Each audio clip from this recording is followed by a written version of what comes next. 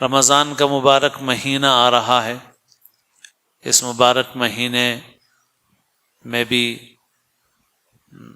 مسلمان اپنا پیسہ بہت کچھ خرچ کرتے ہیں خریداری میں، اور مسلمانوں کا بڑا وقت بازاروں کے اندر لگتا ہے۔ رمضان کے مبارک مہینے کے متعلق ایک بات جو عام لوگوں کے سامنے عرض کی جاتی ہے، مگر وہ ہم سبھی کے لیے ہے کہ بھئی رمضان کی خریداری رمضان کے مبارک مہینے کے آنے سے پہلے ہی کر لیں۔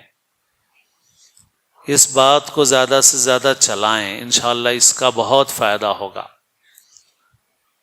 اچھے لوگ بھی بعض اوقات رمضان کے آخری عشرے میں طاق راتوں میں اپنا قیمتی وقت بازاروں کے اندر ضائع اور برباد کرتے ہیں، جبکہ رمضان کا مبارک مہینہ وہ بازاروں میں اپنے وقت کو ضائع اور برباد کرنے کا نہیں ہے، لیکن رمضان کی عید کے ایک جوڑے کے لیے رمضان کا بڑا قیمتی وقت بازاروں کی نظر ہو جاتا ہے۔ اس وجہ سے ہم لوگ بھی اس پر عمل کی کوشش کریں کہ ہم اس کام سے رمضان کے مبارک مہینے کے آنے سے پہلے ہی فارغ ہو جائیں، اور دوسروں کو بھی اس کام کی ترغیب دیں، دوسروں کو بھی اس طرف توجہ دلائیں۔ عمل سے عمل زندہ ہوتا ہے، چراغ سے چراغ جلتا ہے۔